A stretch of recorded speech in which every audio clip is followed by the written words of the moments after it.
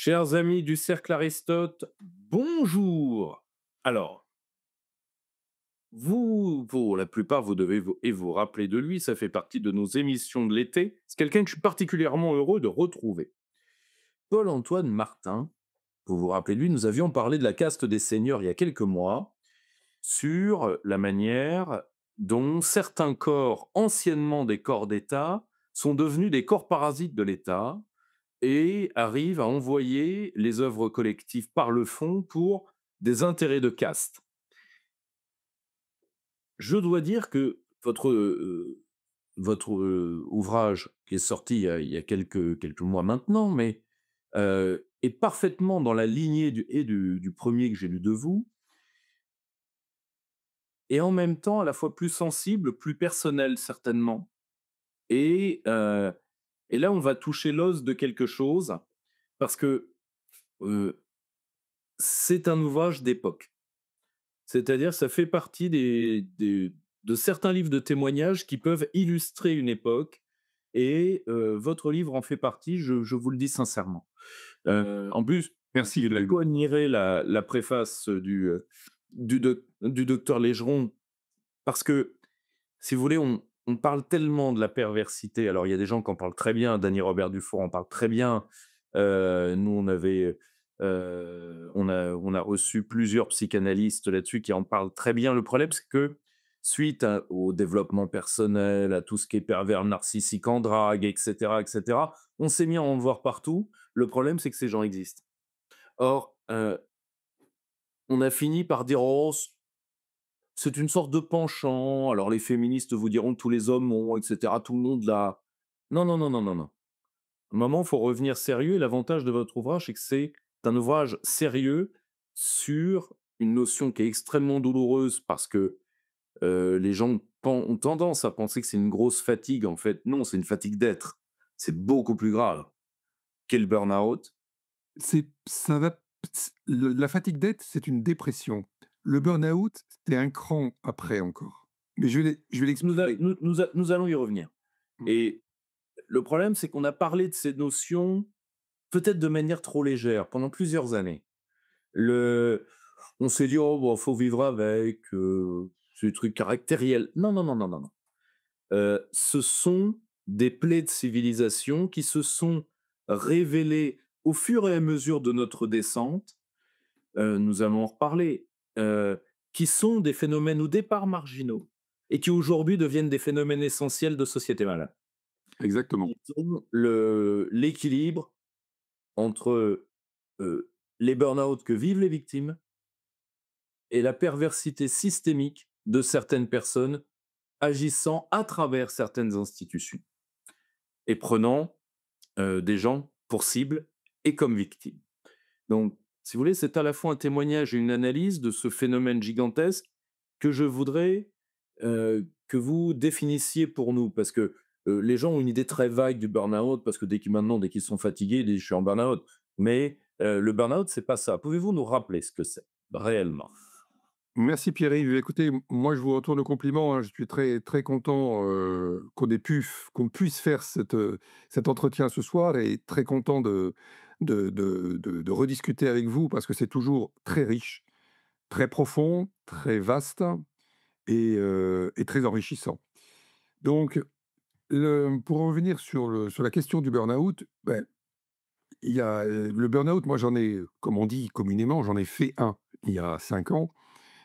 Mais il y a plus de 5 ans, je ne savais absolument pas ce que c'était, et c'est parce que je ne savais absolument pas ce que c'était et que j'étais cadre dirigeant quand je l'ai fait, que je pense absolument essentiel de remettre des mots sur un terme, et vous l'avez très bien dit, qui est clairement aujourd'hui une maladie de civilisation. C'est un symptôme de la, destruction en marche, pour pas faire jeu de mots, de la destruction en marche de notre société, de notre civilisation. Alors, le burn-out, c'est, bon, je vais en parler de façon, comment dire? Témoignage. Il qu'est-ce qui m'est arrivé? Eh bien, bon, j'ai vécu, je vais pas revenir sur les circonstances que je décris dans mon livre, hein, le temps des pervers, burn-out, l'épidémie du siècle.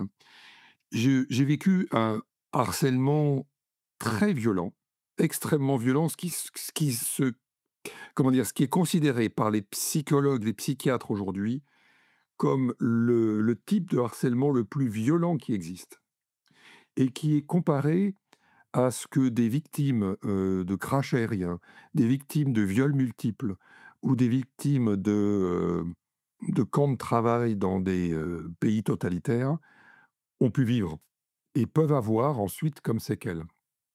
Donc c'est quelque chose, on vit ça au travail. C'est-à-dire qu'aujourd'hui, au XXIe siècle, dans cette société que l'on imagine, que l'on décrit comme étant société du où tout le monde a le sourire a priori sur toutes les campagnes d'affichage et toutes les plaquettes, d'entreprises. On vit ça au travail, on peut mourir au travail. Donc j'ai vécu un harcèlement extrêmement violent qui m'a mené qui m'a fait glisser peu à peu et assez rapidement finalement dans une dépression. Mais c'était jusqu'alors une dépression, on va dire, assez banale, assez classique. Sauf que j'ai glissé dans cette dépression suite à un stress intense qui, alors que j'étais encore en dépression, alors que je glissais en dépression, a continué à s'accentuer, à devenir de plus en plus intense, jusqu'à ce qu'à un moment donné, le cerveau ne soit plus capable de l'assumer, de le gérer. Et à ce moment-là, le cerveau se met en état de blackout, de sauvegarde en fait, parce que l'étape d'après, c'est la mort en fait, hein. Donc le burn-out finalement est une déconnexion complète du cerveau, qui va nous protéger de la mort. Et la déconnexion du cerveau, elle est extrêmement violente, hein. Moi, je l'ai vécue en une seule nuit. Alors c'est pas douloureux, on ne se rend compte de rien, on se réveille et alors il y en a qui vivent ça pendant la journée. Moi, je l'ai vécu, pendant la nuit et au réveil. Je n'ai plus pu avoir l'énergie absolument élémentaire et minimale pour lever juste l'index.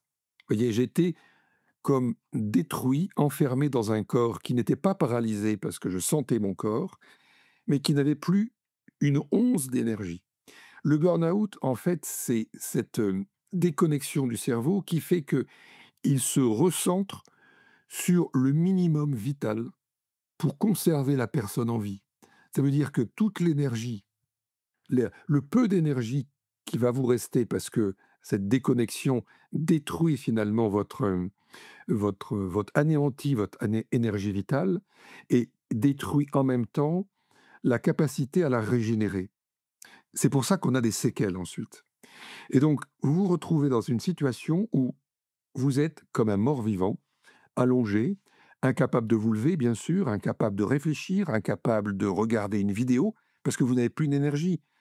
Et c'est là qu'on se rend compte à quel point, moi, j'avais jamais fait j'avais jamais pu me poser cette question parce que je débordais d'énergie. J'étais, comme je le disais, cadre dirigeant, je n'étais jamais fatigué. Je pouvais enchaîner des réunions, des déplacements, des réflexions, écrire un livre même le soir, ensuite à 22 heures. Enfin, c'était, j'avais une énergie importante et du jour au lendemain, vous en avez plus. Et là, vous vous rendez compte que la moindre discussion actionne le langage, la réflexion et ça épuise le cerveau. Regarder une vidéo 5 minutes, pareil, ça fait travailler le cerveau et il ne peut plus travailler.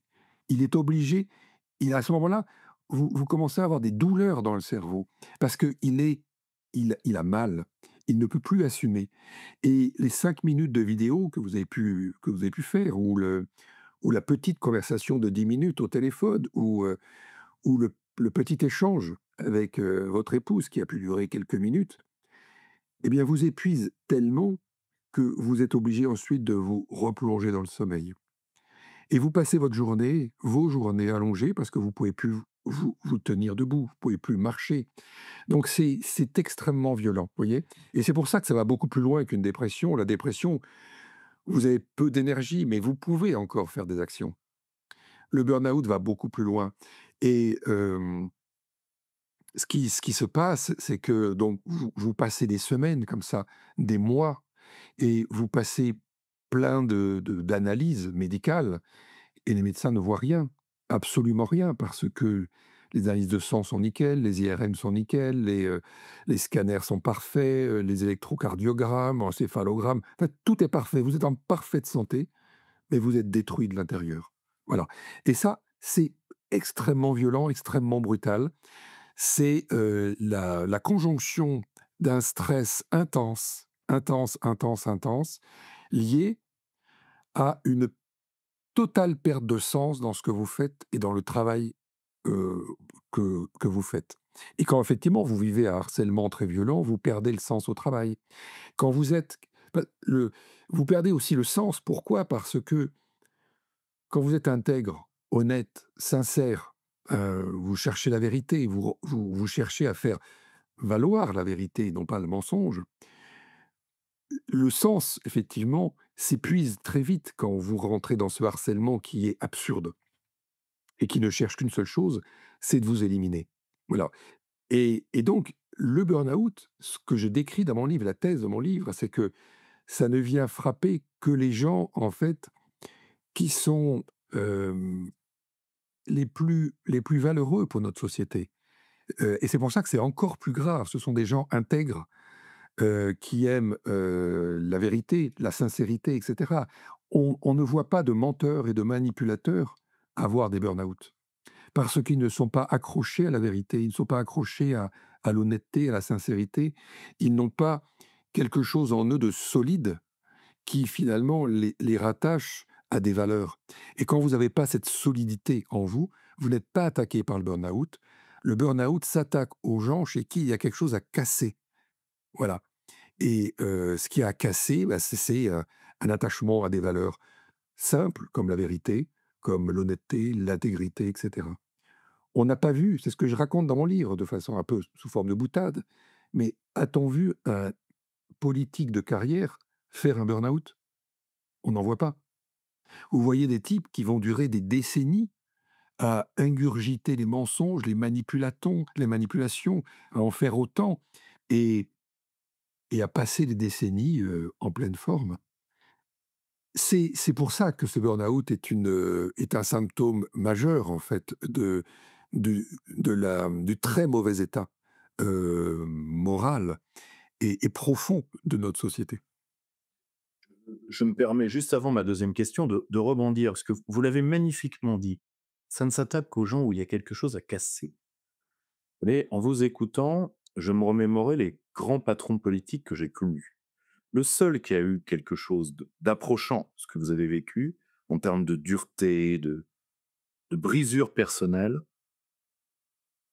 bon, faut dire, lui, ils ont monté un dossier absolument atroce. C'est De Villiers. Mmh. Mais bon, ils ont monté un fils contre l'autre, des trucs d'inceste, une horreur, une horreur. Un dossier entièrement aujourd'hui, c'est documenté, entièrement monté de toutes pièces, pour abattre le père, hein. Mmh. De mais vous voyez, je me rappelle du suicide, à petit feu de Séguin, qui, quand il a vu qu'il ne pourrait pas faire ce qu'il voulait pour la France, est allé entre 2 et 3 paquets de clopes jour. Et c'est ça qui l'a tué, hein, le c'était, mais de la nouvelle génération politique où il n'y a quasiment que le type d'être humain, que vous décrivez très bien d'ailleurs. Heu, il y a rien à casser si vous voulez. La psychanalyse néo-lacanienne, je pense à Dany Robert Dufour, je pense à Charles Melman, je pense à tous ces gens-là, a décrit ces gens-là. Ils ne sont que ruses. Il y a rien à casser, il y a pas de jeu au fond. Emmanuel Macron est l'acmé de ce système-là parce qu'il C'est le a aucun prince. visage que de gens qui le regardent, donc Oui. on a cassé. Donc le il faut que, si vous voulez, il faut qu'on enfonce le clou pour que les gens comprennent. Pouvez-vous, si vous en avez, nous donner une petite réalité chiffrée? C'est-à-dire le burn-out, ça représente quoi dans la société française à peu près? Si vous en avez. Vous avez raison, il faut mettre des chiffres, c'est très, très important.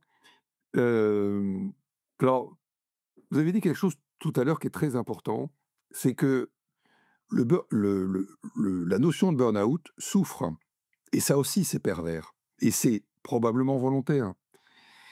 La notion de burn-out souffre d'une banalisation, Tout à fait. du fait qu'aujourd'hui, il est, courant de quand on est fatigué, qu'on s'arrête une semaine, de se voir, écrire, même par des médecins, arrêt pour burn-out. Le burn-out n'est pas un petit coup de fatigue. Le burn-out, c'est une véritable destruction intérieure d'un individu, hein. C'est Mmh. c'est quelque chose qui va très, très loin et donc aujourd'hui, il y a une confusion entre des petits arrêts, qui, sont des arrêts de coups de fatigue effectivement, mais qui peuvent laisser présager ensuite, des difficultés beaucoup plus graves, qui peuvent être des alertes, hein, des préalertes, on va dire. Jusqu'au burn-out qui lui, c'est à minima des mois et des mois d'arrêt, parce que la personne ne peut c'est pas qu'elle ne veut pas travailler, c'est qu'elle ne peut plus, elle n'a plus l'énergie comme je le disais et elle ne peut plus rien faire, même réfléchir. Même, je me rappelle même que je n'avais plus l'énergie pour avoir des émotions. Enfin, c'est impressionnant, vous Mmh. voyez? Vous êtes complètement, Ah bah, dévitalisé, coupé, c'est ça. corps, esprit, complètement coupé.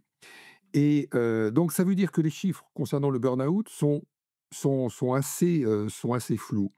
C'est pour ça que, on a une autorité, alors je ne sais plus comment elle s'appelle, l'autorité de santé, en France, qui parle de, 30 000 cas. Tous les psychiatres, tous, considèrent que c'est bien, bien, bien au-delà. Là, dans la presse, les journalistes font état de 2,5 millions parce qu'ils incluent tous ces petits burn-out, de 1 semaine ou 2 semaines d'arrêt, donc c'est pas le bon chiffre et les psychiatres, eux, considèrent que le nombre de burn-out en France, c'est entre 300 000 et 500 000 par an. Donc c'est absolument considérable parce que quand un vrai burn-out, comme je le disais, c'est des mois et des mois d'arrêt. C'est souvent une fracture de vie, une destruction de vie. Moi, j'ai eu la chance d'avoir une épouse absolument exceptionnelle, mais beaucoup m'ont écrit pour me dire: «J'ai tout perdu. J'ai perdu mon mari, j'ai perdu ma femme, j'ai perdu mes enfants, j'ai perdu mon travail, bien sûr, j'ai perdu ma maison, j'ai plus rien». Vous voyez? Donc le burn-out qui est Plus tous ceux qui en arrivent, anglais qui mettent fin à leur jour, hein. plus ceux qui mettent fin à leur jour, hein. Le le harcèlement, oui, vous faites bien d'en parler parce que le harcèlement que j'ai vécu, comme je le décris dans mon livre, qui est absolument hallucinant, heu et qui est vraiment orchestré, construit consciemment, de façon tout à fait, Mmh. et on va en reparler après, hein, mais voir les méthodes de ces gens-là, eh bien, ça s'appelle un mobbing. Un mobbing, c'est, la décision, à un moment donné, d'un groupe qui se constitue pour éliminer une cible, éliminer un individu. Donc ça se fait beaucoup dans les universités, ça se fait de plus en plus dans les industries et dans l'administration. C'est pas théorisé ou en tout cas caractérisé aujourd'hui en France, ce qui permet de ne pas être, comment dire, pénalisé. Et par contre, c'est caractérisé en Suisse, c'est caractérisé dans les pays anglo-saxons et c'est caractérisé, au Canada. Et je suis en contact avec une avocate suisse qui est spécialiste dans ce genre de harcèlement extrême. Elle explique que 2 tiers des harcelés de ce type de harcèlement se suicident.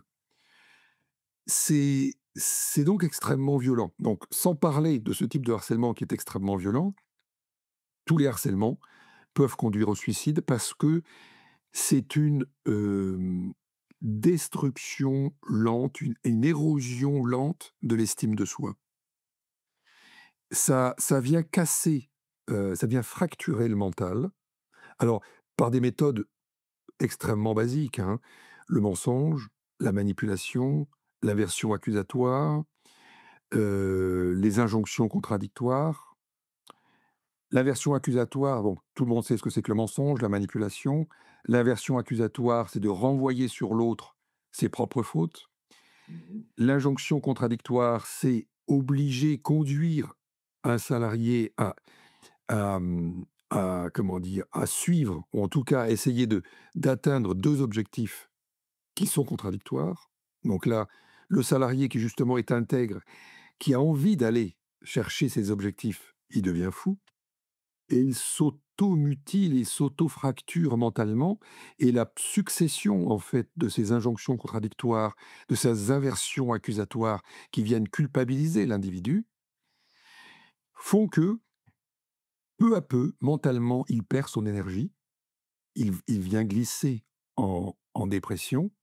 Mais plus que ça, il perd de plus en plus son estime de soi et à un moment donné, quand un stress intense vient s'ajouter à tout ça, quand la perte de sens s'ajoute à tout ça, c'est une explosion intérieure et c'est le burn-out. Donc entre 300 000 et 500 000 par an en France et ça veut dire que c'est entre 300 000 et 500 000 personnes qui, pour la plupart, peuvent rentrer dans un circuit de précarité très profond parce que le plus souvent, ça se traduit soit par une placardisation, soit par un licenciement et par une incapacité à retravailler ensuite. Si vous me permettez, je voudrais enfoncer le clou, pour que les gens comprennent bien l'importance du sujet. Prenons ces 300 000 à 500 000 personnes. Une partie va mourir, Mmh, avec des destructions de famille à la clé. mmh, D'accord? Point oui, 1. Parce que ces gens sont d'une extrême sensibilité, ils ont, je vais reprendre un de mes vieux dada, vu que j'aimais beaucoup l'œuvre du maréchal Lyautey sur les rôles sociaux, hein, vieille notion catholique de rôle social. Ce sont des gens qui ont des rôles sociaux très particuliers. Parce que comme ils ont une certaine sensibilité, comme généralement ils croient à ce qu'ils font, ils font partie, si vous voulez, du type de gens, ce qu'Henri Miller appelait ceux qui empêchent la société de tout rire, qui est, qui sont, certains les pensent naïfs peut-être, mais ils sont, comment dire, ces gens u qui maintiennent l'affectio societatis au sein de la société. D'accord? ils sont les piliers des liens, tu Voilà. veux, dans la société. Ils sont les piliers du lien dans la société, ce qui fait leur sensibilité. D'accord? Donc on les retrouve dans des professions souvent à haute valeur d'empathie. Donc on les retrouve dans le soin, on les retrouve dans des tas de monde. On les retrouve un peu partout, mais on les retrouve principalement dans certains types de monde. Donc quand vous gâchez de ce type d'être humain, qui est très difficile à produire dans une société, particulièrement une société qui décroche comme la nôtre, vous avez des pertes, quand c'est dans l'industrie, de savoir-faire, vous avez des pertes humaines. Donc, si vous voulez, vous avez des tas de gens détruits au second degré quand ces gens-là disparaissent. Ce qui donne à la fin une addition sociale extrêmement difficile à chiffrer, mais qui part de 300 000 à 500 000 individus, c'est-à-dire l'équivalent de la perte de la ville de Strasbourg au minimum, jusqu'à, si mes souvenirs sont bons, près de 2 fois la ville de Bordeaux. Donc, par an. Je dis bien par an. C'était juste pour bien mettre, en surbrillance sociale ce qui nous pend au nez. Parce que, si vous voulez, beaucoup de gens peuvent écouter en disant: «Ça m'arrivera jamais». C'est ce que je pensais aussi. Ben, moi, oui, jamais j'aurais pensé que ça pourrait m'arriver. Je pensais que je serais suffisamment fort pour résister à ce genre de choses. Ça n'arrive Le burn-out, c'est pas la maladie des faibles. Surtout pas, Merci. surtout pas. C'est au contraire la maladie de ceux qui se donnent, des consciencieux, des valeureux, des courageux, de ceux qui veulent aller au bout de leurs actions. C'est c'est la maladie des gens qui se donnent, qui ont effectivement, hem, une affection pour ce qu'ils font et donc une affection pour le collectif. Ce sont ces gens-là qui tombent. Ce sont pas ceux qui sont individualistes ou ceux qui, effectivement ont une, appréciation, comment dire, peu peu louable des autres. Non. Et donc effectivement, ceux qui tombent, ce sont ceux-là. Et donc c'est très grave pour une société. Je voulais juste qu'on soit bien d'accord, enfin, avec nos auditeurs sur ce point. Maintenant qu'on voit le profil de victime, On va arriver au point qui est, le plus problématique. Ce qu'on a bien dit, une balance, burn-out, perversité. Donc il faut voir le profil qui est un profil, double des gens qui poussent les autres au burn-out et qui le poussent de 3 manières. Ils le poussent par le type de personnes qu'ils sont, par le type de structure qu'ils pourrissent et par le type de procédure dont ils usent. Si vous en voyez un quatrième, n'hésitez pas à me le dire. Mais je pense que le plan le plus simple pour faire comprendre à nos auditeurs le processus, c'est ce plan-là. Et je dirais, le 4e, c'est l'écosystème pervers qu'ils produisent.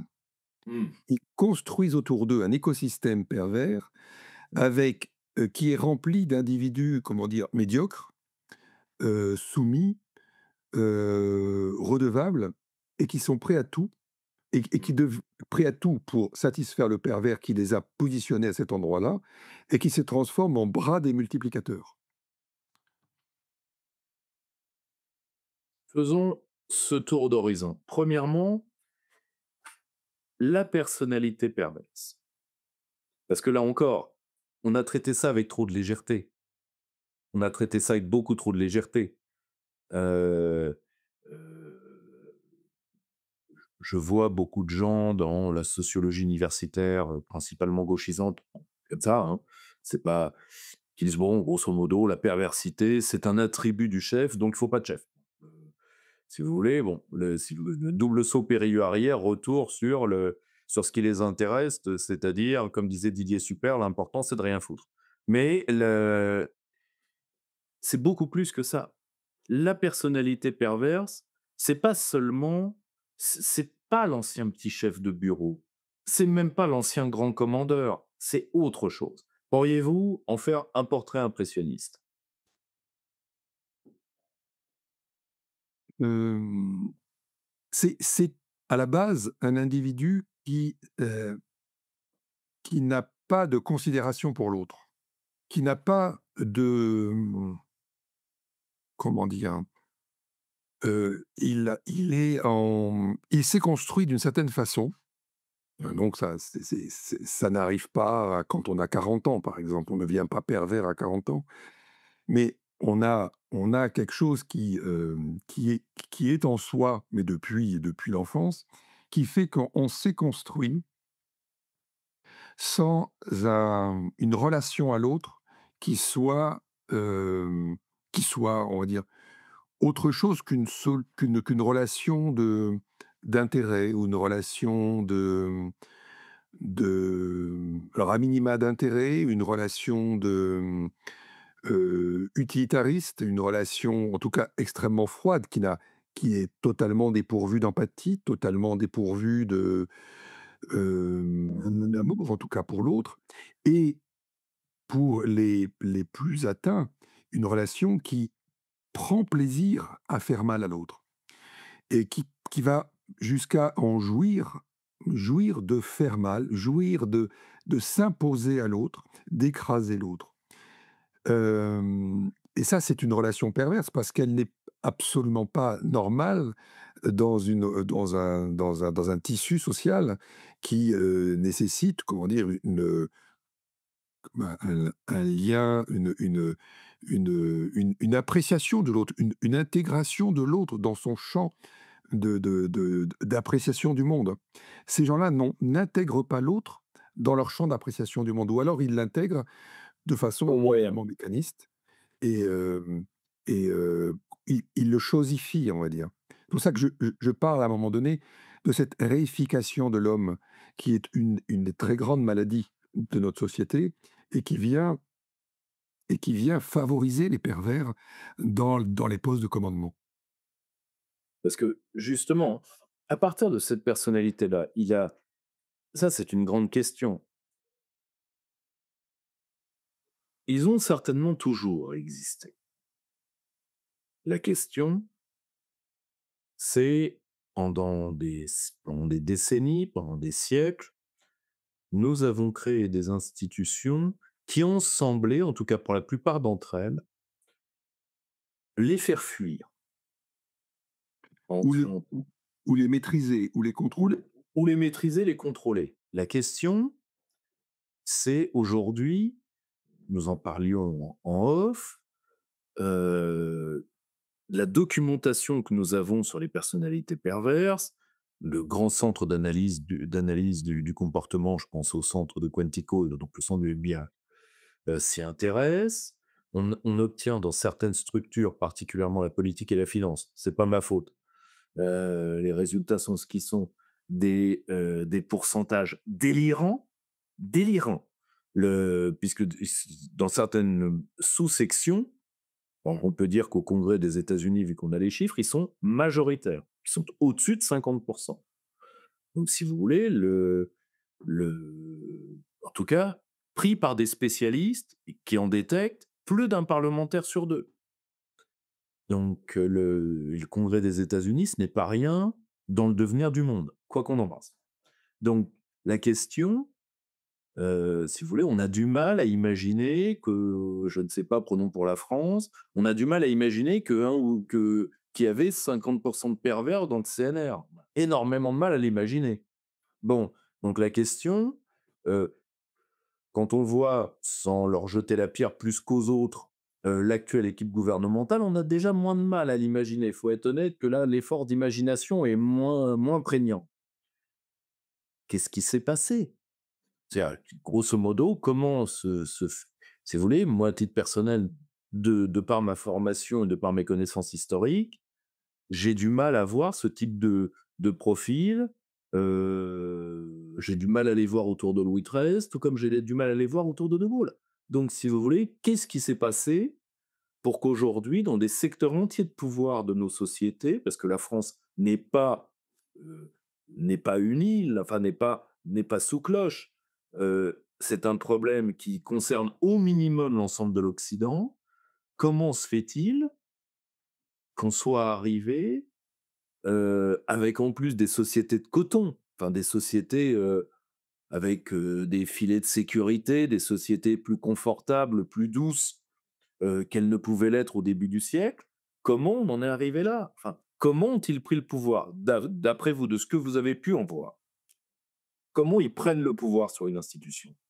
Bah, moi, je dirais que c'est un pourrissement progressif, en fait, très, très progressif, année après année, et qui s'accélère de fait, et on va comprendre pourquoi ça s'accélère. Hem, Depuis, bon, vous avez bien fait de rappeler, le CNR qui était, rempli d'individus qui, eux, avaient fait preuve de courage, d'énormément de courage, de vision, d'abnégation et de comment dire? D'amour de la vérité, et de l'intégrité. Ça fonde un pays fort. Mais quand ensuite, vous avez une société qui, peu à peu se délite, qui perd, beaucoup de ses valeurs fortes, beaucoup de ses repères, que ce soit des repères spirituels, des repères de tradition, des repères de langue, des repères,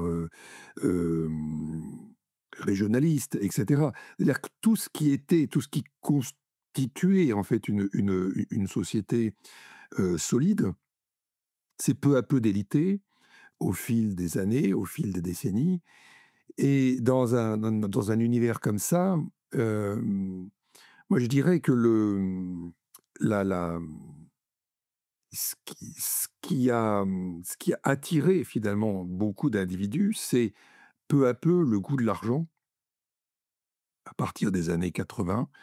Beaucoup, le coût de l'argent roi, donc totalement dénué de valeur, p Mmh, plus pas encadré par des valeurs, mmh, pas encadré par des institutions solides, et enfin de moins en moins encadré par des institutions solides. Et l'argent s'est mis peu à peu à tout pourrir, et de plus en plus d'individus, comment dire? On choisit dans cet univers de déliquescence de valeurs, des maximes aussi simples que la fin justifie les moyens et tout un tas de maximes, de Machiavel. Ce qui fait que, au bout d'un moment, vous avez de plus en plus dans cet univers-là, des individus qui vont se sentir de plus en plus à l'aise dans un univers qui perd ses valeurs, qui perd ses repères. Et ce sont ces individus-là qui deviennent les plus efficaces, les plus, comment dire? Puisqu'ils ont sans état d'âme, ils sont sans limite. C'est ça aussi une des caractéristiques des pervers, c'est l'absence de limite, l'absence d'état d'âme. Et donc dans un univers où il y a plus de limites, où il y a plus de repères, ils deviennent les plus efficaces et les plus reconnus, on va dire. Et c'est comme ça que peu à peu, à mon sens, ils prennent des positions de pouvoir de plus en plus parce qu'ils s naturellement, ils sont reconnus comme plus efficaces ou parmi les plus efficaces. Non pas que ceux qui montent sont tous des pervers, mais parmi eux, il va y en avoir de plus en plus qui ont effectivement ce type de personnalité. Et donc, on va de plus en plus voir dans notre corps social des individus qui vont avoir toutes les caractéristiques des comportements pervers. Au début, ça choque, et puis peu à peu, ça se normalise dans la société. Aujourd'hui, c'est on ne peut plus normal qu'un politique mente, qu'un politique manipule. C'est le contraire qui n'est plus normal. Au temps du CNR, à mon avis, un individu qui mentait, on le voyait comme le nez au milieu d'une figure. Aujourd'hui, c'est le contraire. Celui qui dit la vérité est celui justement qui est le plus visible et qui est à détruire. Donc on est passé dans une phase de normalisation du mensonge, de la manipulation et cetera, jusqu'au moment où leur présence de plus en plus importante dans les institutions, dans les arcanes de l'État et cetera, étant ce qu'elle a été, leur comportement est devenu normatif. C'est-à-dire que c'est eux, à ce moment-là, qui ont construit, qui ont modifié le système pour que leur personnalité soit de facto les plus reconnus ou en tout cas les plus valorisés. Et je pense qu'on est dans cette situation-là aujourd'hui, dans une, société où la perversité est devenue normative. Normative dans ses lois, normative dans sa vision de société, normative dans ses institutions et cetera et cetera. Ce qui m'impressionne beaucoup dans la manière dont vous les dépeignez, et ça se voit aussi dans l'ouvrage, c'est, non pas l'équivalence, mais le fait, une liaison qui, je pense, est essentielle et qui échappe à beaucoup de gens et qu'il faut, je pense, marteler, parce que certaines personnes seraient tentées de dire: «Oui, ils sont pervers par strict utilitarisme». Non, non, non, non, non, non. Ce n'est pas dans un but supérieur qu'ils font ce qu'ils font. C'est-à-dire que on n'est pas chez Sabbatai Tzaivi et les théories de l'ascension par le péché au 18e. C'est pas du tout ça. C'est pas du tout ça. Ce sont des gens qui utilisent la perversité parce qu'ils ont aussi souvent, pas toujours, mais très souvent, un deuxième trait de caractère que vous dépeignez bien et que vous avez dépeint dans votre premier ouvrage. C'est la médiocrité. Si vous voulez, la perversité est souvent la face d'ombre du médiocre, parce qu'il est, il est c'est à la fois son système de reconnaissance, son système de défense, parce que sinon les gens vont se rendre compte assez vite qu'il est en surcapacité, donc profondément qu'il est un problème pour l'institution et qu'il est avant tout là par, souvent un concours de circonstances malheureux. C'est son système de reconnaissance, son système de défense et à la fin, c'est son système de domination. Mais souvent, c'est pour équilibrer, cacher, protéger sa médiocrité profonde. Oui, vous avez raison, alors il la cache par là, mais, c comment dire? Elle est intégrée en lui, sa perversité. C'est un mode de fonctionnement. Oui, tout Et à fait. ce que j'ai remarqué aussi, c'est que le pervers détruit. le pervers ne construit jamais. Mmh. Il est incapable d'innover. Il est incapable d'avoir une vision positive pour une société à long terme. Puisque de toute façon, il n'a pas d'autre, il n'a pas d'autre chemin pour lui ou d'avenir pour lui que la destruction d'autrui. Alors c'est la destruction d'autrui, ça peut être la destruction d'une société, et on voit bien dans la gouvernance de notre pays aujourd'hui ce qui se passe, ou la destruction d'un individu. Et il y a en eux, effectivement, la destruction d'autrui ou la destruction d'un pays, comme je le disais, pour empêcher leur propre destruction. C'est-à-dire que ce sont des individus qui sont souvent toujours au bord du gouffre, de leur propre gouffre. Et ils vont détruire autrui pour projeter sur autrui, effectivement, toute cette capacité d'autodestruction qu'ils peuvent avoir à l'égard d'eux-mêmes. Et c'est là il y a une immense dangerosité, parce que ces gens-là sont des malades.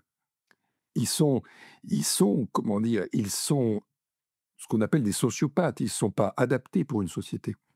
Or, aujourd'hui, ils se retrouvent à des postes de gouvernance de société. Et c'est là comment dire? La la profondeur de la maladie dans lequel l'Occident, et vous avez bien raison, c'est un sujet occidental, parce que toute cette destruction de valeurs, de repères, et cetera, elle a lieu partout en Occident. Elle est promue, valorisée, et cetera. Ce qui est pas le cas en Russie, en Chine, au Moyen-Orient, et cetera. Mais chez nous, il y a une destruction des valeurs, il y a une destruction du passé, destruction de l'histoire ou de ce que l'histoire a pu créer de beau, et cetera, et cetera. Et donc, il y a cette destruction qu'ils ont en eux-mêmes, et et pour ne pas s'autodétruire, ils la projettent sur autrui ou sur un système. Et c'est oui, c'est des vraies âmes mortes, en fait. C'est des Ce sont des âmes mortes, oui, ce sont des âmes mortes. C'est vraiment ça. Il y a troublement. il y a pas de vie en eux. Il y a une pulsion de destruction. Alors, mais ils peuvent avoir, comme ils savent manipuler le plus souvent, ils ont des faciès qui peuvent être totalement charmeurs, enjôleurs, excessivement charmants. Oui, On parce que veut la ruse devient le modus operandi vis-à-vis de l'autre, si vous voulez.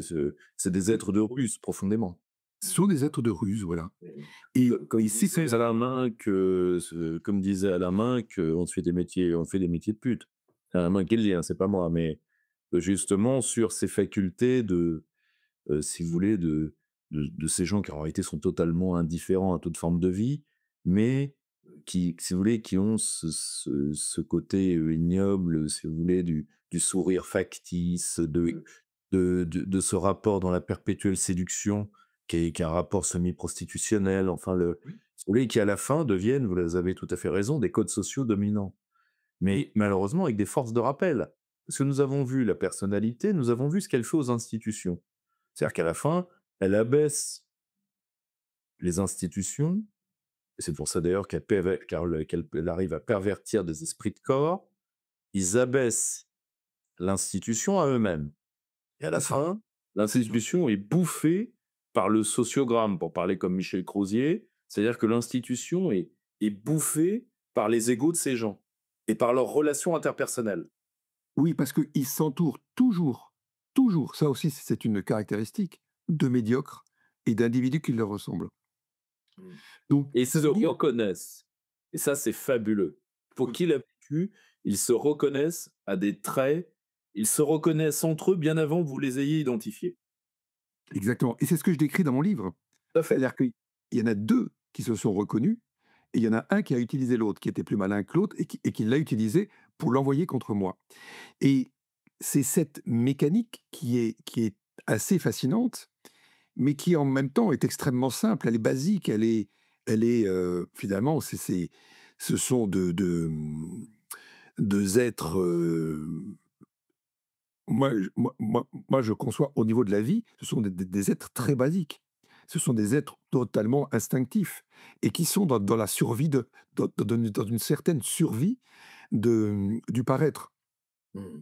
et ils s'entourent toujours, toujours, toujours de médiocres, et les médiocres, ils les, rendent redevables et soumis. Voilà, Mmh. et ça, c'est une loi que l'on voit aujourd'hui, hein, dans notre société. Toutes les institutions sont pourries par ça. S'il n'y avait qu'un seul pervers, le pervers tout seul, il peut pas grand-chose, à part faire du mal à un individu, à 2 individus, mais au-delà, il a Donc, la besoin. mécanique institutionnelle l'effraie, c'est aussi des gens faibles de caractère. Ce sont des gens lâches, Mmh. pas courageux. C'est pour ça que dans le CNR, il ne pouvait pas y en avoir. Ils sont pas courageux. Ce sont des pleutres. Et ce sont des gens qui ne jamais vont avoir de la franchise. Et donc, ils s'entourent toujours de médiocres, et cette cour de médiocres qu'ils constituent autour d'eux et qu'ils choisissent avec aussi des traits de personnalité, bien caractéristiques, et c'est ce que je raconte à un moment donné dans mon 1er livre. Je fais une petite digression dans le clan des seigneurs. À un moment donné, il y a Ursie qui est parachuté dans l'institution dans laquelle je suis, au directoire, et qui se retrouve avec 2 individus intègres, honnêtes, sous lui, et il se sent assez vite dépassé et il nous dit: «Pas de putsch». Donc en fait, tout de suite, il a reconnu qu'il avait des individus différents de lui, mais il ne pouvait pas tout de suite nous virer. Donc la terreur qu'il avait, c'était qu'effectivement, vu sa médiocrité, qu'on lui passe dessus. Et donc ils s'entourent toujours, ces gens-là s'entourent toujours de médiocres, et ces médiocres, c'est ce que je disais, un petit peu au début de l'émission, deviennent les bras des multiplicateurs de ces gens-là. Et c'est ce que Hannah Arendt a appelé la banalité du mal. Tout à fait ça. Et c'est fondamental à comprendre aujourd'hui. C'est c'est exactement ce que nous vivons. Nous vivons dans une période de croissance vers un totalitarisme. Alors, est-ce que nous irons ou pas? Ça, c'est une autre question, ça fait partie des possibles, mais nous reconnaissons. Mais mais l'homme gris qui sert les totalitarismes est déjà là, hein. Mais l'homme gris est déjà là. Il est déjà là. Et il est justement autour de ces pervers-là, à les servir tant qu'il peut, pour essayer de, soit par admiration pour la pseudo-intelligence du pervers, parce que souvent ils aiment se glorifier d'une pseudo-intelligence, en tout cas ils s'entourent d'un mythe, et parce qu'ils savent aussi qu'ils vont récupérer des prébendes, récupérer des postes, des promotions, des primes, des machins, etc. Et donc l'homme gris, comme vous dites, il est prêt à se vendre, parce que lui aussi, il n'a pas de structure rigide. Alors il est pas forcément pervers, mais il va jouer dans le giron du pervers et devenir ce que Hannah Arendt a appelé la banalité du mal. Et ce sont eux qui permettent au pervers de prendre le pouvoir Il et de durer.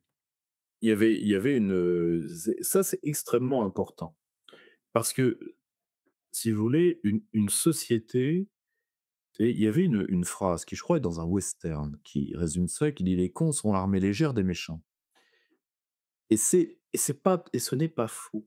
Mmh, Si vous voulez, le lâche, le petit mec, l'homme gris, le lâche moyen, le, Adolfo Ramirez, on est dans, non mais voilà, c'est divers, ça, c'est ça, c'est ça. Adolfo Ramirez. Bon, le, tous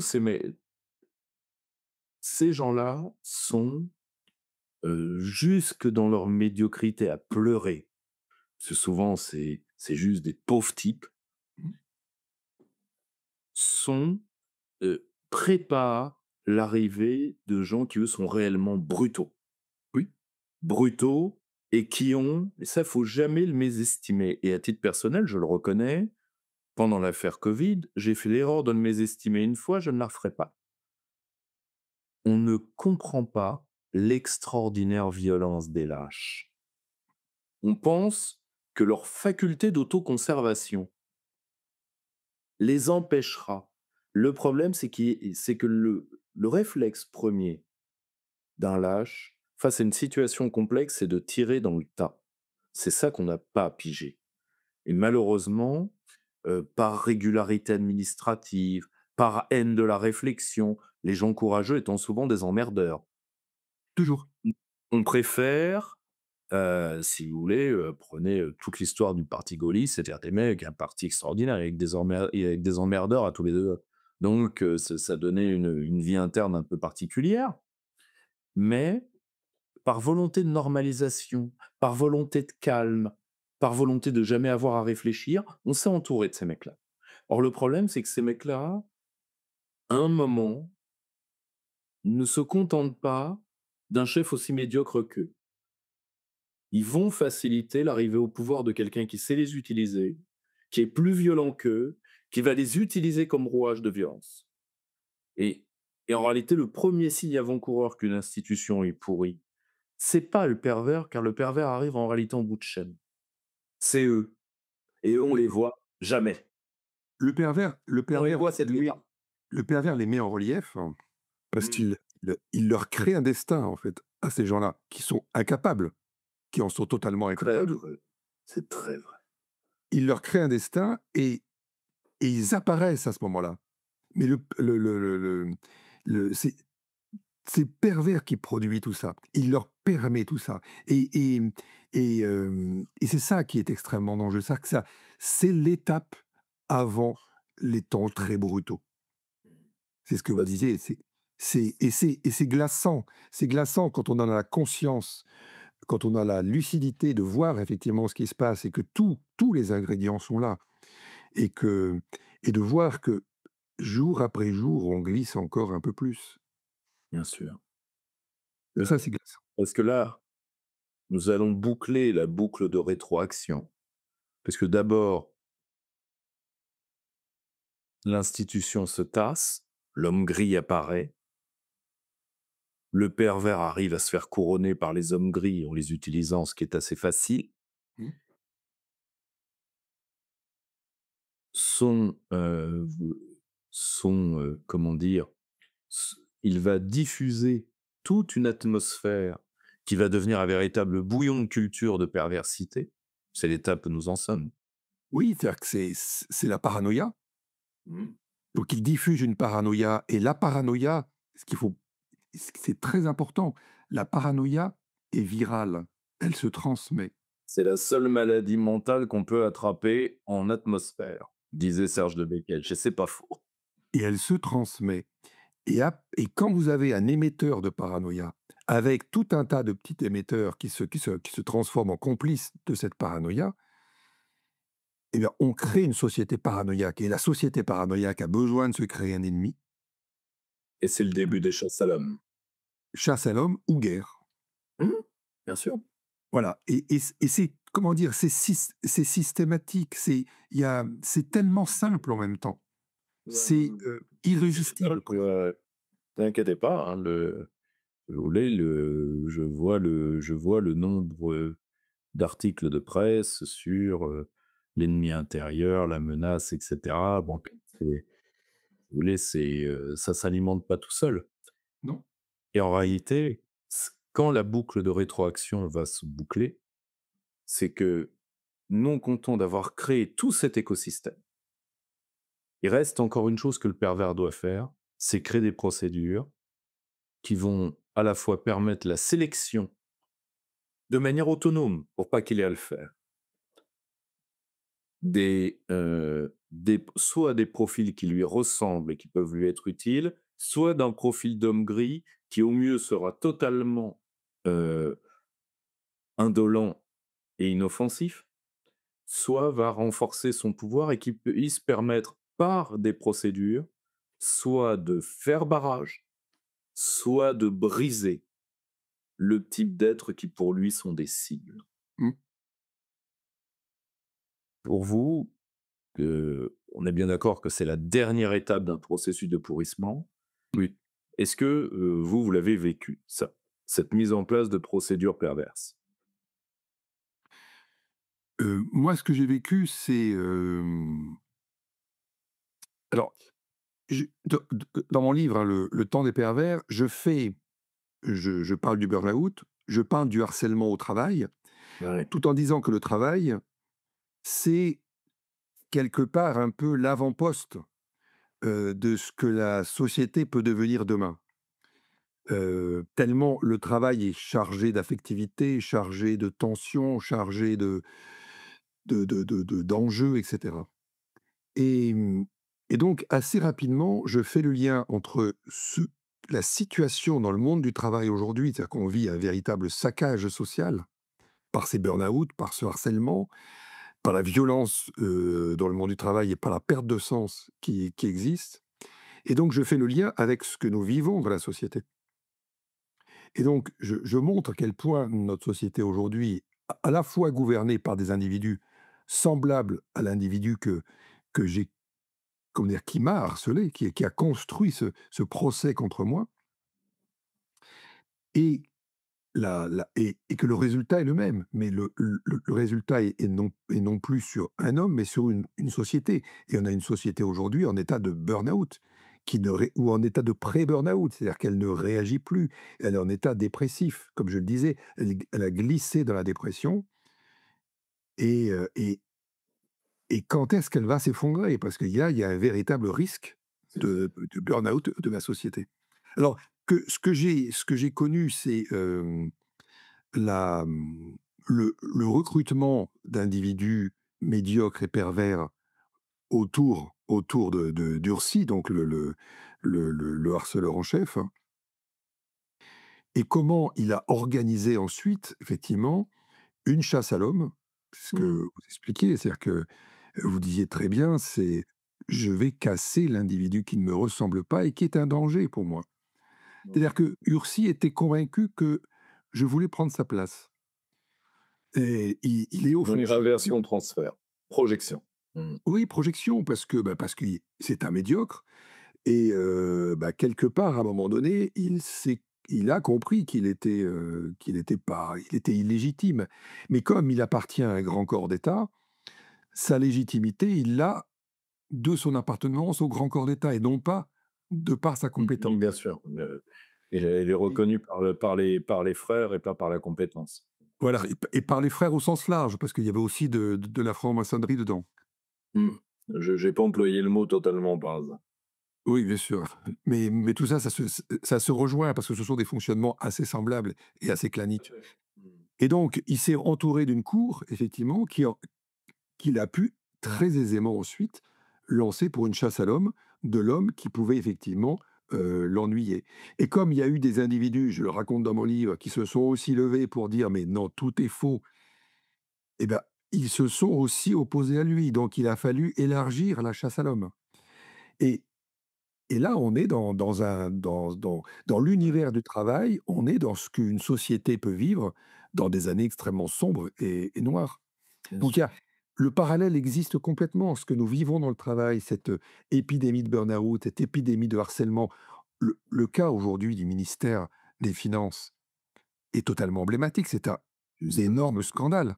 C'est là où je voulais en venir. C'est que, si vous voulez, nous avons, c'est et mes collègues historiens, heu, donnent un sens beaucoup trop étriqué au terme, qui est pourtant très juste, de brutalisation des sociétés. Il y a évidemment, à la suite de grands historiens, on parle de la brutalisation des sociétés européennes par la Première Guerre mondiale, qui a donné le phénomène des corps francs. Bon, tout ça, mes collègues, savent ça très bien. Ils ne se rendent pas compte qu'un phénomène de brutalisation, c'est pas uniquement les anciens combattants qui veulent continuer à en découdre. C'est pas ça. Nous, justement, parce que mes anciens collègues, ou toujours actuels d'ailleurs, ont tendance à dire: «Société militariste égale société brutalisée». Pas du tout. Nous, notre société est en cours de brutalisation par des gens qui seraient incapables, infoutus, de faire leur service. Si vous voulez, la brutalisation, je pense, n'a rien à voir avec le militarisme, cas typique. Il y a pas de général de corps d'armée au ministère des Finances et pourtant, on s'y balance par les fenêtres comme à France Télécom. Il y a quand même quelque chose, et c'est là C'est où je pire, parlais c'est de pire qu'à France procédure. Télécom. Je pense que c'est pire qu'à France Télécom.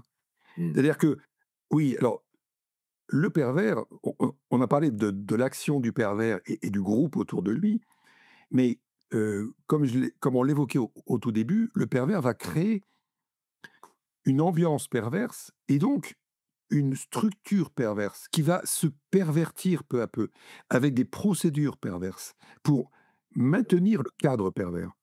Et c'est là qu'on aboutit à des sociétés comme France Télécom ou comme une administration, le ministère des Finances, où on se suicide.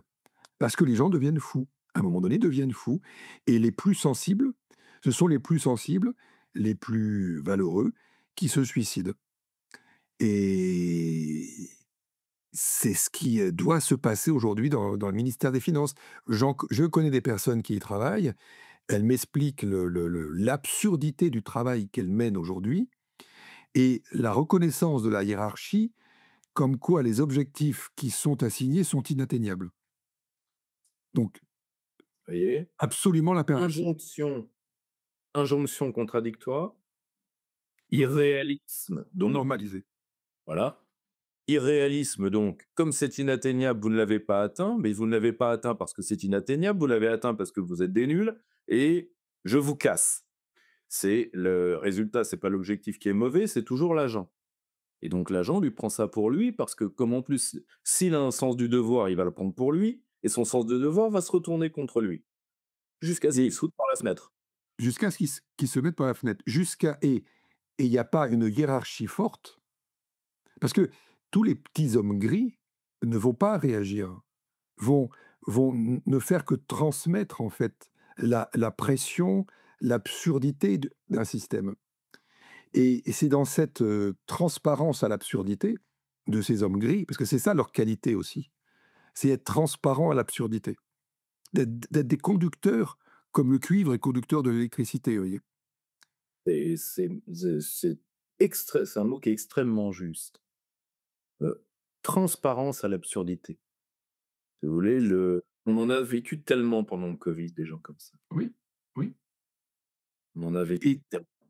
et et on voit que un système qui devient absurde, on voit que dans un système qui devient absurde comme ça, il y a tout un tas d'individus inconnus qui sortent du lot et qui deviennent, bah, ce sont nos experts aujourd'hui, nos Mmh. experts les plus transparents à l'absurde.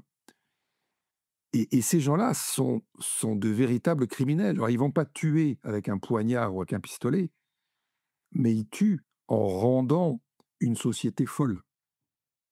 Ouais. Oui, oui, ce sont des j'avais fait une hypothèse il n'y a pas si longtemps que ça, il y a 2 3 ans, qui avait eu son temps de gloire sur internet, mais je la maintiens.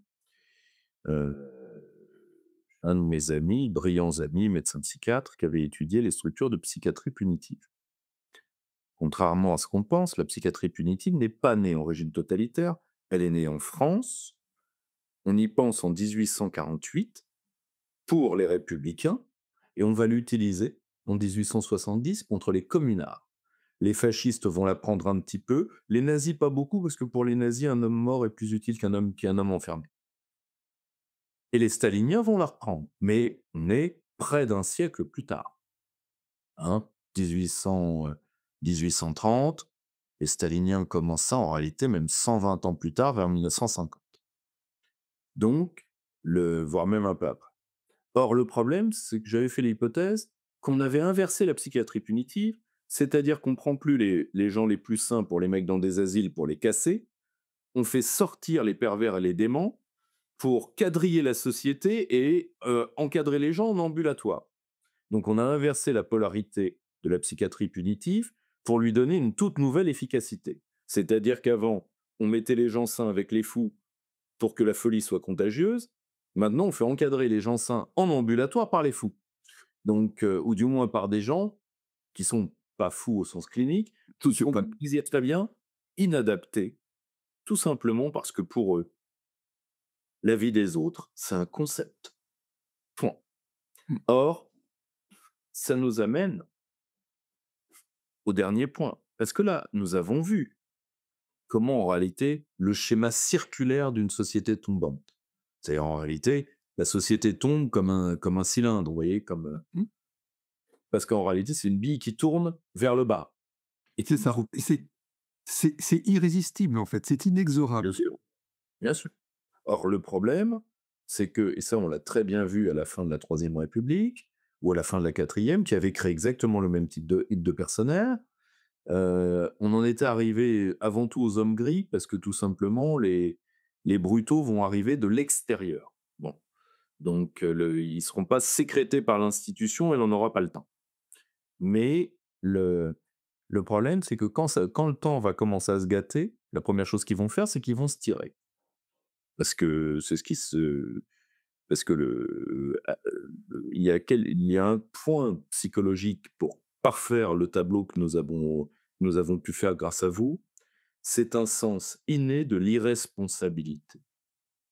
C'est jamais et ce ne sera jamais, parce que cela ne peut pas être leur faute. Vous avez raison, j'ai oublié de le dire, ils sont incapables d'assumer quoi que ce soit. Mmh. Mmh. Ils peuvent pas. D'ailleurs, c'est l'une des sous-utilisations en cas d'exception de l'homme gris. C'est-à-dire, c'est pas moi, c'est la cour. Donc le l'homme gris ne se défendant pas, c'est un de ses avantages. Mais ça nous amène à la dernière question, celle qui est à la fois la plus porteuse d'espoir, mais aussi la plus problématique. C'est-à-dire, comment on redessine des institutions pour se débarrasser de ces gens? Parce que, si vous voulez, on ne peut pas laisser une société se dévitaliser pour que le pire d'elle-même puisse surnager. Mais de toute façon, soit quelqu'un y met un terme, soit c'est le mur qui y mettra un terme. Mais terme, il y aura. Je suis d'accord, je suis d'accord. De La question c'est est-ce qu'on veut effectivement, c'est dans tous les cas, il peut y avoir violence Oui. parce que un pervers ne lâche pas non plus le pouvoir comme ça, surtout quand il est aussi bien implanté. Il y a aujourd'hui une grosse quantité de pervers et en même temps, il s'est fortement armé. Il y a juste une anecdote, ou un constat très simple. La Cour des comptes pointe, une comparaison, qui est qui en dit beaucoup. Ça c'est sorti récemment. Elle pointe, 0 Canadair acheté, Mmh. 0 Canadair aussi maintenu. Au bilan, Mmh. on a 0 Canadair en France, malgré les promesses et cetera. Par contre, on a acheté 70 chars Centaure, Mmh. des millions et des dizaines de millions, de grenades, lacrymo et de désencerclement, de LBD et cetera. Oui. Donc le pouvoir s'est armé et il attend. Oui, oui, clairement, oui. Il s'est armé et il attend et il sait de toute façon que, bah, soit ça passe, si, son appréciation du peuple est correcte, c'est-à-dire que le peuple est un abruti et qu'il est maintenant suffisamment, burn-outé pour ne plus réagir. Mmh. Soit il y a un individu qui émerge, et qui, cristallise autour de lui une révolte, comme on a pu le voir avec les gilets jaunes, mais donc depuis le système s'est aussi pourvu de lois pour surveiller et cetera, toujours pour le bien de l'humanité, mais bon et donc s'il y a un individu qui réagit, là, il peut y avoir révolte et moi, je crois pas à un sys comment dire? Au système aujourd'hui qui tomberait comme un fruit pourri. Non. Je crois que ça passe forcément par un mur, comme vous disiez, par un mur. Mmh. Alors, ce que je dis, c'est que, il faut surtout pas une révolution, parce qu'une révolution, à mon sens, elle ne ferait que renforcer encore le pouvoir de ces individus qui auront toute la force, toute l'intelligence, la ruse pour récupérer entièrement la révolution comme ça a pu se faire dans d'autres pays ou dans d'autres temps. Mmh. Par contre, à mon sens, il y a une chose, c'est que le pervers est lâche, comme on le disait. Il est éminemment pleutre Et la seule solution, à mon avis, pour renverser, la la déréliction dans laquelle on s'enfonce, c'est une énorme pression du peuple sur le pouvoir. Mmh. On ne peut pas aujourd'hui, je voyais par exemple que Bayrou est en train de négocier avec le PS, hem, le fait qu'il ne vote pas la motion de censure. Tout ça pour nommer Najat Vallaud-Belkacem qui n'a Pour nommer on demande généralement des institutions de budget. voilà, Belkacem, au comment ça s'appelle? À la succession de Moscovici, à la Cour des comptes. Donc c'est ce genre de choses que le peuple ne doit plus supporter.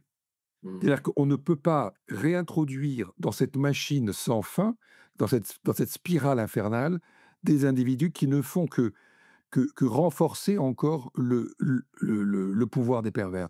Et donc, il y a une pression excessivement forte que nous devons, nous, collectivement, imposer au pouvoir pour faire en sorte qu'on le récupère, nous, le pouvoir.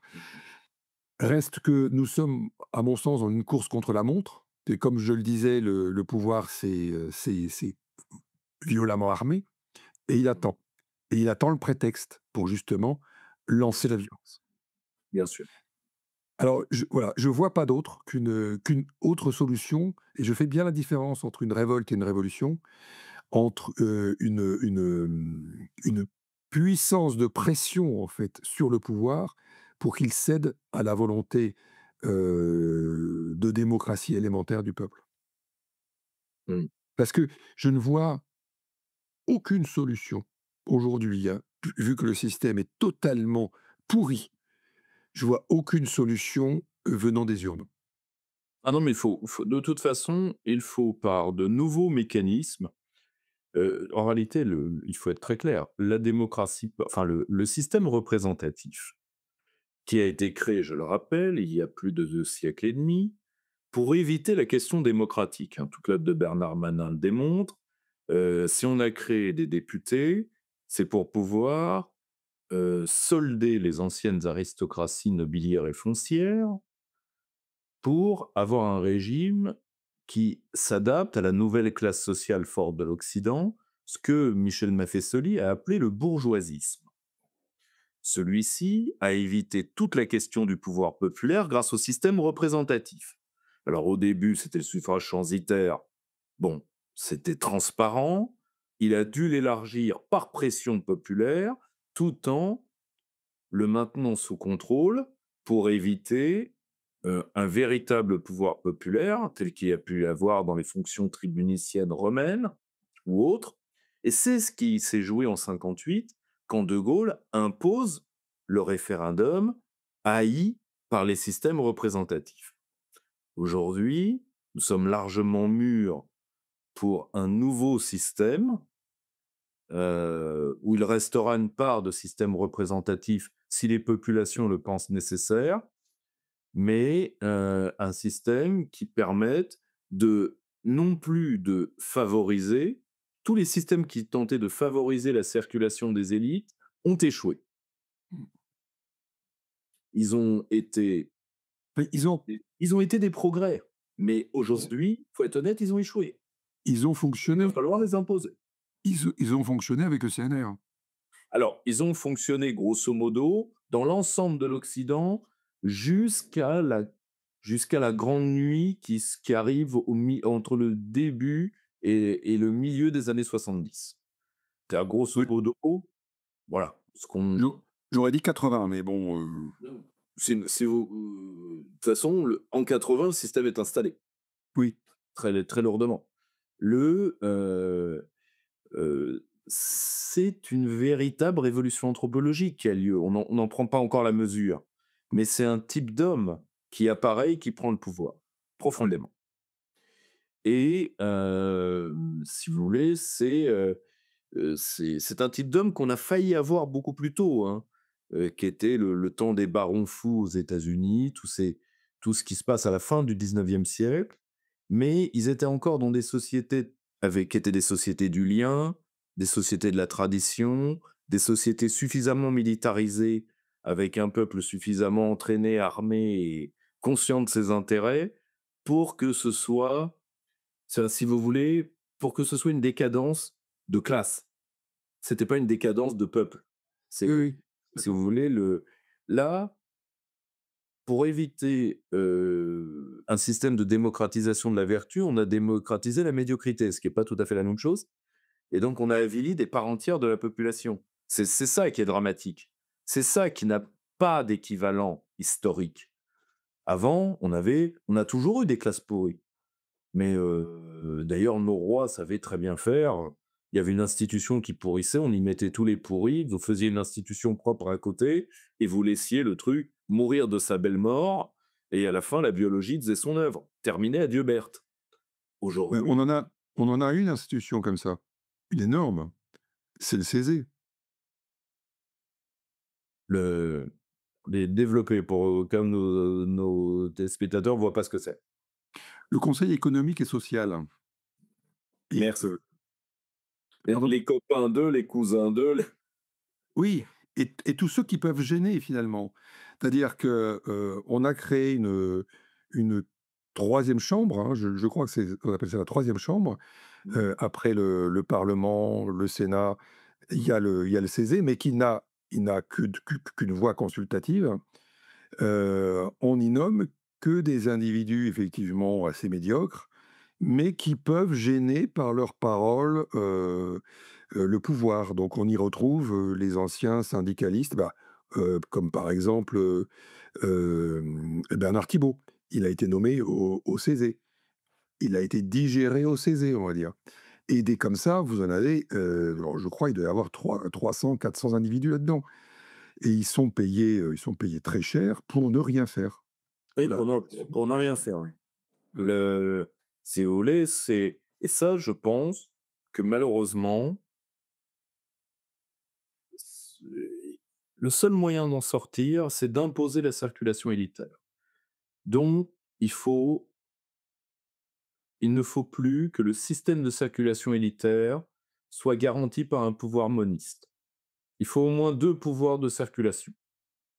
Donc, si vous voulez, il faut qu'une partie de la mobilité soit décidée par des voies élitaires parce qu'on n'a pas le choix. Et qu'une partie vienne directement d'un pouvoir populaire garanti. Mmh. Si vous voulez, on n'a pas si vous voulez, tous les systèmes qui ont voulu raisonner des élites n'ont été, en Occident en tout cas, viables que du temps où il y avait des élites raisonnables.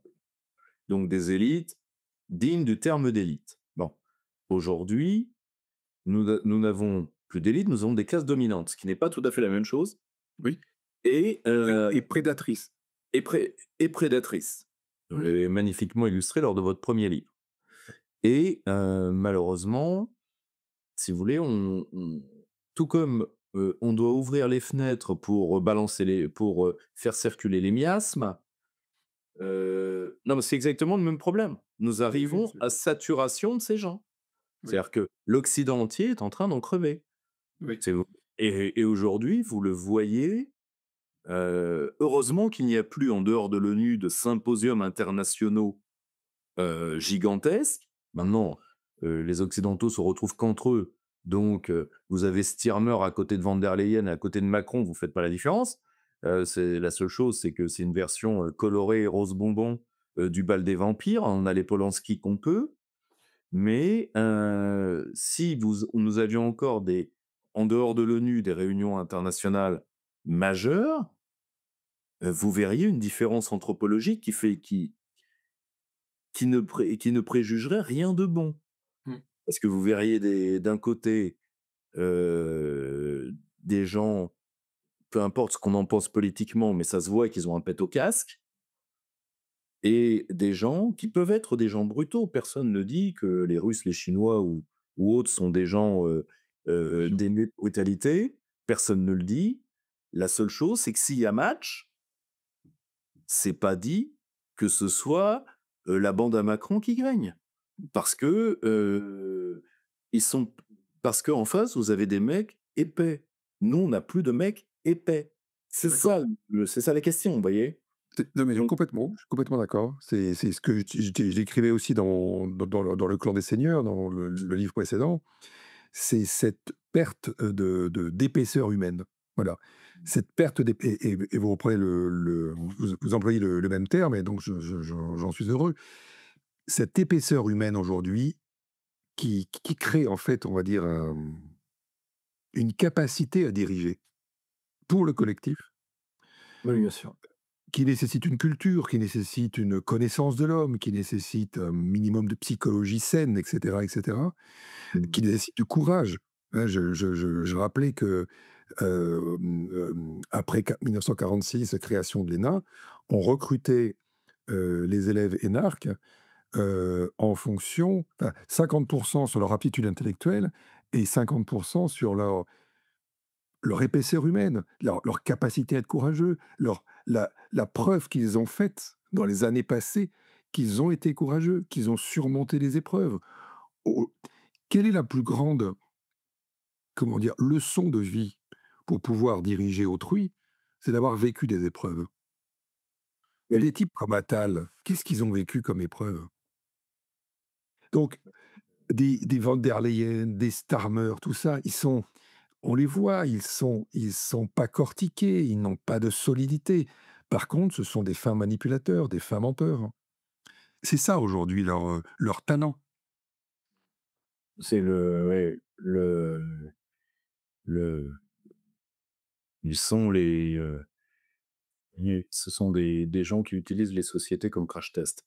Or en tout cas, si vous voulez, je le dis, c'est vraiment un livre d'époque parce que, si les sociétés qui nous suivent, auront encore la chance de disposer d'historiens, ce que j'espère, mais dont parfois dans mes moments de mélancolie je doute, heu, ce sera un livre qui j'espère qu'ils tomberont dessus. Il sera nécessairement après le mur, pour pouvoir reconstituer la boîte noire de ce qui nous est arrivé. Parce que, je me dis, en espérant, que, bon, j'ai plusieurs enfants, hein, qu'ils ne prennent conscience du monde que quand le monde se sera apaisé. Heu et que toute cette époque maudite leur soit, un souvenir que, par la magie des souvenirs d'enfance, j'espère pas trop, traumatisant. Oui. Mais voilà, c'est vraiment le type d'ouvrage, que j'espère de jeunes historiens dans 10 ans, dans 15 ans. Enfin, d'abord de jeunes spécialistes en sciences humaines, puis 10 ou 15 ans plus tard, de jeunes historiens pourront utiliser pour se demander: «Qu'est-ce qui est arrivé aux différents peuples occidentaux et aux Français en particulier, heu, au entre, disons, les années 80 et 2000, et 2020-2030. C'est-à-dire, grosso modo, dans une sorte de long crépuscule de 50 ans. Je leur souhaite de trouver cet ouvrage, Le temps des pervers, Burnout, l'épidémie du siècle, de Paul-Antoine Martin, aux excellentes éditions, Max Milo. Il reste peu de grands éditeurs, donc je profite pour remercier celui-là. Tous les Tu fais un liens excellent travail, hein, tu fais un excellent travail. fait un travail remarquable. Tous les liens vers ce livre sont en description. Chers amis du Cercle Aristote, vous pouvez nous aider sur Tipeee. Vous pouvez surtout nous aider, enfin, vous pouvez m'aider sur Tipeee. Vous pouvez nous aider, en adhérant au Cercle, surtout en lisant nos livres, en vous abonnant à la revue et surtout, surtout, surtout, en faisant passer le message, particulièrement une émission de cette qualité. Je vous remercie beaucoup, Paul-Antoine, et j'espère que nous aurons l'occasion de discuter de nouveau. Je vous dis à très bientôt et bon été à tous. Merci Pierre-Yves, c'est un plaisir de pouvoir discuter avec vous. Vous animez une chaîne riche et solide. Solide pour la réflexion et c'est très important dans les temps actuels. Très, très Merci important. beaucoup. À Merci très à vous. bientôt. Au revoir. Chers camarades, si tu veux plus de contenu, de réinformation, d'éducation populaire et de formation intellectuelle, n'hésite pas à faire un don sur notre page Tipeee.